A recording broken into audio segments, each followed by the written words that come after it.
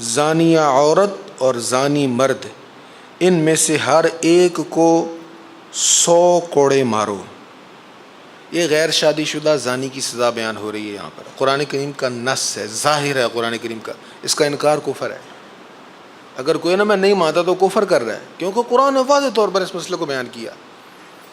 زانی مرد اور زانی عورت کیا سزا ہے؟ 100 جلدہ، 100 کوڑے مارو۔ وَلَا تَأْخُذْكُمْ بِهِمَا رَأْفَةٌ فِي دِينِ اللَّهِ إِن كُنتُمْ تُؤْمِنُونَ بِاللَّهِ وَالْيَوْمِ الْآخِرِ، اور ان پر شرعی حکم نافذ کرنے میں تم کو ان پر رحم نہ آئے اگر تم اللہ پر اور قیامت پر ایمان رکھتے ہو۔ یعنی جب یہ کوڑے مارنے آنا تو کوئی نرمی نہیں کرنی کہ چلو 50 کوڑے سخت مار دیے، باقی ذرا نرم مار دیے، گنتی پوری کر لی، تعداد پوری کر لی، بچہ ہے کوئی بات نہیں، ہوگی غلطی۔ اب کچھ نرمی دل میں آ جاتی ہے انسان کے دل میں، انسان بھی انسان ہی ہے نا، تو فرمایا نہیں، اگر اللہ پر اور قیامت پر ایمان ہے نا تو پھر تمہارے دل میں کوئی رحم نہیں آنا چاہیے۔ انسان سے محبت سے منع نہیں کیا، محبت کرنے کا درس بار بار دیا، لیکن یہ برائی ایسی ہے اس پر کمپرومائز نہیں ہے۔ کمپرومائز کیا ہم نے، اب حالات ہمارے سامنے ہیں، زنا کس قدر عام ہو گیا۔ فرمایا تمہیں کوئی رحم نہ آئے تمہارے دل میں اگر تمہارا اللہ پر اور قیامت پر ایمان ہے۔ اور پھر آگے کیا فرمایا؟ وَلْيَشْهَدْ عَذَابَهُمَا طَائِفَةٌ مِّنَ الْمُؤْمِنِينَ، اور ان کی سزا کے وقت مسلمانوں کی ایک جماعت حاضر ہونی چاہیے، سب کو پتہ چلنا چاہیے کہ سزا مل رہی ہے تاکہ دوسروں کے لیے عبرت بن جائے۔ یعنی کہ بند کمرے میں سزا دی جائے، یہ جائز نہیں ہے۔ بند کمرے میں سزا دینا، 100 کوڑے مارنا، یہ بھی جائز نہیں ہے۔ فرمایا سب کے سامنے سزا دو تاکہ سب کو عبرت ہو جائے، کوئی ایسا جرم نہ کرے۔ یہ سزا ہے غیر شادی شدہ کی، یہ سزا ہے۔ اور شادی شدہ کی سزا 100 کوڑے نہیں ہے، وہ سنگسار کرنا ہے، رجم کرنا ہے۔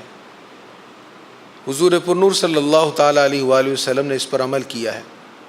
سرکار کی بارگاہ میں حضرت ماعز حاضر ہوئے، عرض کرنے لگے یا رسول اللہ زنا ہو گیا مجھ سے۔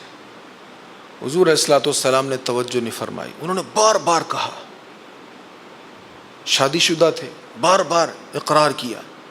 سرکار کریم علیہ الصلوۃ والسلام نے ان سے پھر سوالات کیے، اور صریح لفظوں میں جب انہوں نے اقرار کر لیا، اب حضور نے حد جاری فرمائی، حکم ہوا کہ سنگسار کیا جائے۔ حضرت ماعز رضی اللہ تعالیٰ عنہ کو سنگسار کیا گیا، یہاں تک کہ ان کا انتقال ہو گیا۔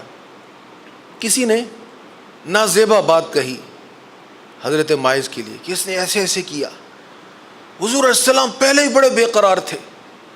بعض روایت میں جب حضرت ماعز کو پتھر مارے جا رہے تھے نا، حضور بے چینی سے کبھی ادھر جا رہے تھے کبھی ادھر جا رہے تھے، پریشان مغموم۔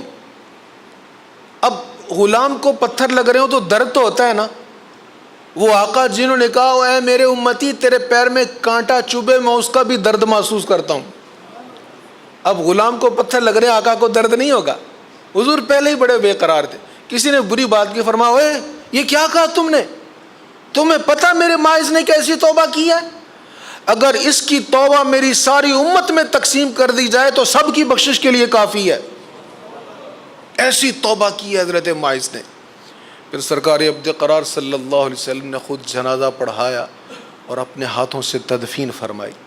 تو حضرت ماعز رضی اللہ تعالیٰ صحابی رسول تھے، غلطی ہوئی تو ایسی توبہ کی کہ پوری دنیا کے لیے مثال بن گئی، اور یہ بتا دیا کہ مجھ سے اگر غلطی ہوئی ہے نا تو میں اس کو چھپایا نہیں ہے، میں نے دنیا میں جو سزا تھی وہ لے لی تاکہ آخرت کی سزا سے بچ جاؤں، آخرت کی سزا سے بچ جاؤں۔